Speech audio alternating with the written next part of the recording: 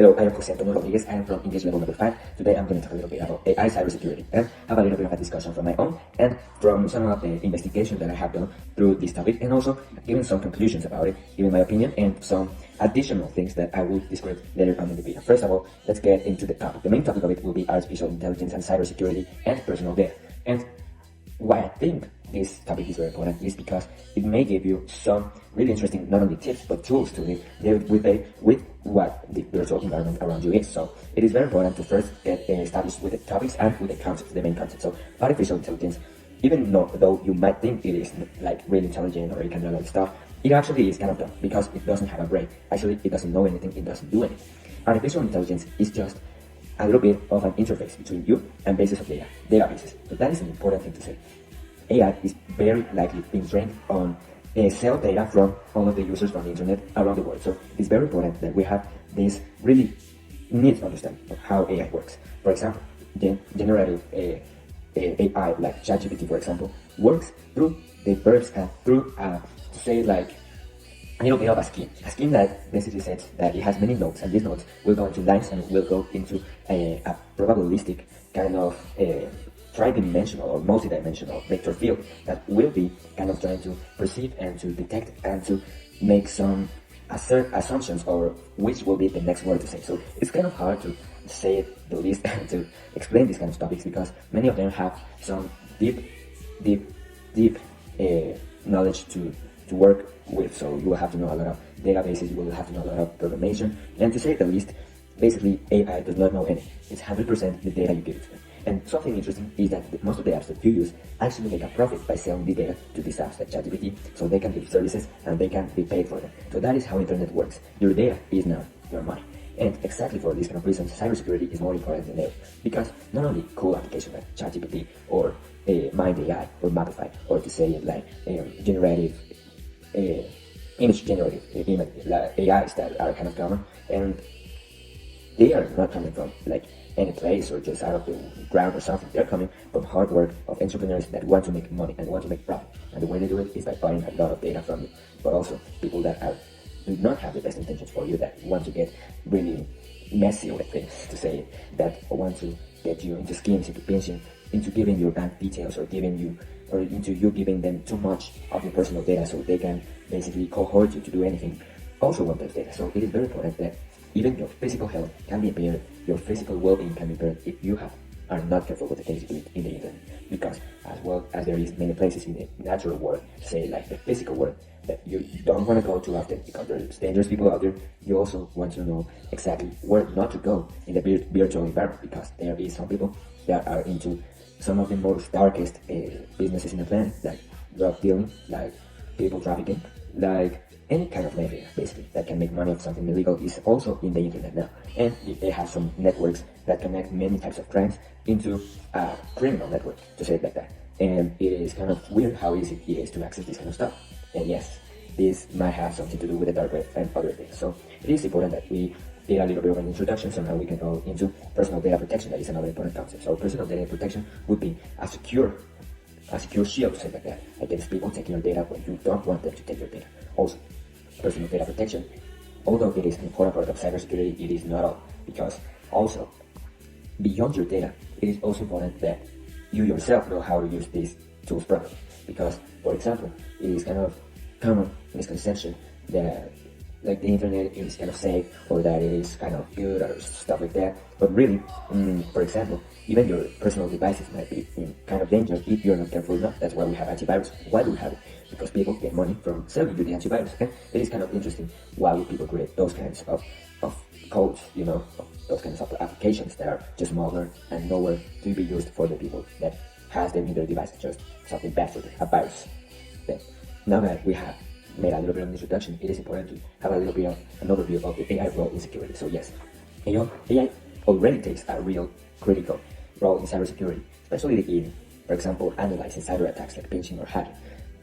For example, Gmail has these kinds of AIs that have been trained up of a lot of data and know when a people is being really bad or is misusing the app, and they use that information into basically making a better place out of Gmail, a better place out of all of these applications. So it is very important that we know that it is already here. AI in cybersecurity is already being used in cybersecurity. Companies such as IBM or Google have incorporated these AI-powered analytic systems that prevent data breaches, and using predictive analysis, which would be the basics of AI, can make a fight against these viruses or these sophisticated cyber attacks, and also the knowing when a user is misusing the apps. So that is very important.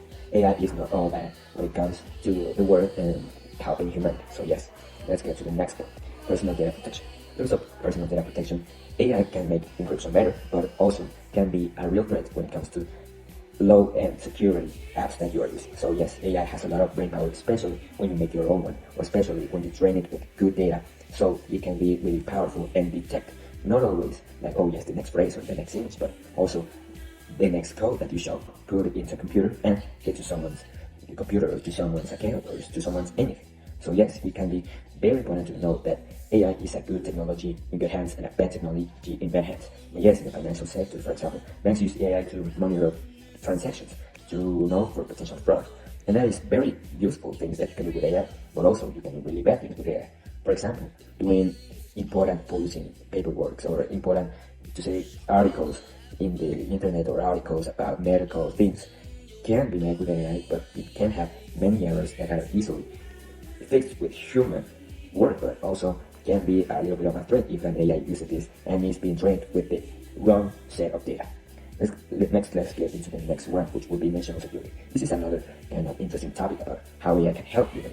For example, some governments like China or like like USA, they have really incorporated the AI into all of their surveillance systems, into all of the real-time monitoring of borders and all kinds of applications that manage a lot of slow or large sets of data.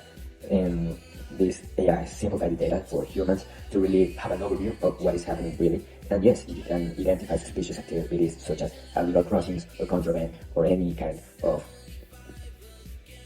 illegal activity, to say. Yes. Now I'm gonna wait a little bit and let's get into the risks and challenges, because this is a really important topic and it may be really long if you wanted to talk about it like thoroughly, but I don't have so much time. So I will first start with privacy concerns. So yes, AI systems require extensive data collection. We have talked a lot of data in this video, and yes,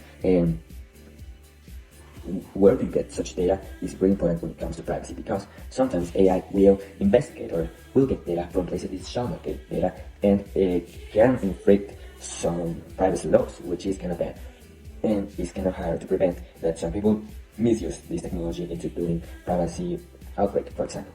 So yes, that is one risk. Another risk that is quite important and has been discussed in many investigations is bias in AI algorithms. This thing is really important because we have talked a lot about data, but for example, sadly, when it comes to law enforcement, there is an interesting case that talks about how AI detects people that have a darker color of skin in photos as being more predictable about doing crimes, which is a great bias that is kind of racism getting into these neural networks. And the thing is, when you're doing profound or deep and extensive training of these data and network centers that basically contain the intelligence of the AI, you cannot know whether the AI has some kind of bias about the data that was sent to it. So if it thinks that most of the people that are criminals have a darker color skin, you can't do anything, and whichever solicitude or whichever thing you put as an input into there will always have an output that is basically wrong from the beginning. Let's get into my opinion. So, into my opinion, I think AI might be more helpful than harmful in the real world. Why do I say this? I say it because in the state of the art of AI, it is not such a threat as many other things, like hackers, which will have a lot more power and a lot of more, to say, field work and experience into these cybersecurity teams. What I do think is that when it comes to many delicate subjects, maybe in the future it will become much more harmful than it is today, perhaps even more harmful than anything we can ever see. Because sadly, as these AI tools go out into the world, we will have less and less control over who uses them and for which purposes they use them. And actually, I have seen some interesting and quite disturbing AIs that do not have any ethical concerns about anything, that will do any type of solicitude and will not care about the legality of what is being talked to them. So yes, that thing already exists and is a major threat, because you can have the data of thousands of people, of countries, of things a human brain can never get into their head or memorize. You can have it integrated into a simple design, and that is disturbing and very hazardous for our society. Sadly, today it is bad, but tomorrow it will be quite worse. And I'm saying this with one of the most sad feelings and one of the most it is a hard emotion to describe how much I love technology, how much I love science, and how sad it is that we have this so unethical, so stupid way to use this tool. Sorry if I say it, but it is kind of stupid how we use the power that has been given to us by thousands upon thousands of years of human knowledge just to act stupid and do things that will harm others. So yes, AI plays a transformative role in advancing security, and at the same time plays a very important role in what will be the future and will take part of the big downfall or maybe a great revolution in humankind. Moving forward, it is important that we strike a balance between leveraging AI's capabilities and mitigating its risk. I do not know how to do that very optimally with people, because people will always look for a way to do the things the wrong way, and at some point, even though we want to make this as controlled and as good as possible, it will happen as it has happened with all of the virtual scenery and all of the virtual ecosystem. Things really tend to go in a bad way. When things get into the broader population, things get out of hand. And yes, we see this with viruses now. We see this a lot with the dark web, with all of these networks that connect the criminals around the world, and we can't do anything about it. Not even with some interesting pages where you can find any kind of pirate bay, for example, any kind of stolen information, stolen things, stolen video games, stolen code. Everything is over there, and when you try to suppress it, it will come out bigger and bigger, because people just love to be rebels. So yes, I think this is the conclusion of it. I thought it was going to be a happy conclusion. I would like to see in the future that people develop a better sense of understanding and of responsibility with these tools, but the real thing that will happen, most possibly, is that governments and regulatory agencies will have to get better and better AI to correspond to better and better misuse of AI. So yes, I think this is the conclusion about everything I had to talk about cybersecurity, about AI, about data, about how these things work, what do I think about them, what do I think, what does the science say, what do the cases say about AI and the future. So thank you very much, and see you later.